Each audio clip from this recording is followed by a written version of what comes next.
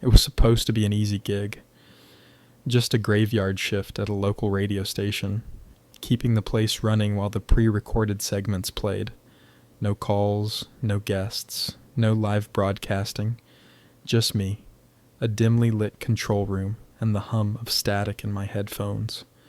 The station itself was old, tucked behind an abandoned strip mall, a relic from the 70s that barely got any listeners anymore.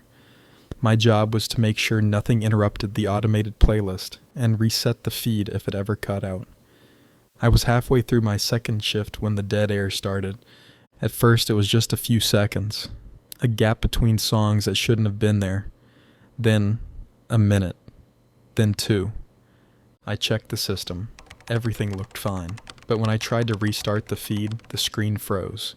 Then, out of nowhere, a voice came through the static. Faint, whispering. I adjusted the dial, thinking maybe I was picking up some stray frequency, but as I turned the knob, the whispering turned into breathing. Slow, heavy, too close. I pulled off my headphones, but the sound was still there, coming from the station's speakers. I glanced at the system logs. Nothing was playing. No files, no backup feed, nothing. Just an empty broadcast. I grabbed the station mic, my voice shaking. WHAZ 101.6.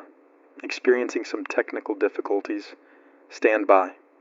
A voice answered. Not from my headphones, not from the speakers, from inside the booth. You're not supposed to be here. I spun around so fast my chair toppled over, but the booth was empty. Just me, the equipment, and a faint smell of the lingering trace of burnt wiring.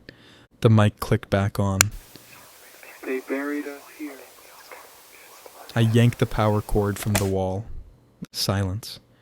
I don't know how long I stood there, heart pounding. Eventually, I convinced myself it had to be a prank. Maybe an old audio file that glitched into the system. I reset everything. The normal broadcast resumed. For the rest of my shift, I refused to put my headphones back on. Before I left at sunrise, I told the station manager about the dead air. He looked at me too long before responding. Dead air? Yeah, around 3:17 a.m. for like 5 minutes. His face didn't change, but his fingers tapped the desk. Huh. And you heard what exactly? I hesitated. Just static, maybe some interference. His fingers stopped tapping. Let me know immediately if it happens again. His voice was too firm, the kind of tone that wasn't a request. Then, as if realizing how serious he sounded, he swallowed and rubbed the back of his neck. I noticed a thin sheen of sweat forming along his temple. But, you know. He forced a chuckle, waving it off. Old equipment. Happens sometimes. No big deal. I didn't say anything. Neither did he. I would have quit right then and there if it weren't for the pay. It was oddly generous for a station nobody seemed to listen to. Too good to walk away from, even if something about the place was wrong. The following evening, before my shift, I got a text from him. Come in early tonight. I want to show you something.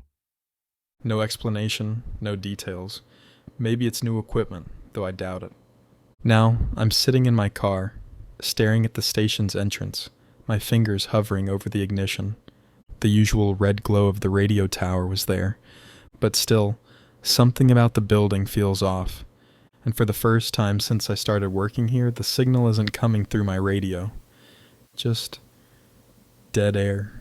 That's why I'm writing it all down, because something strange is going on.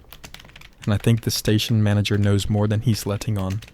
I promise I will post an update by next week. August 2nd, 2012.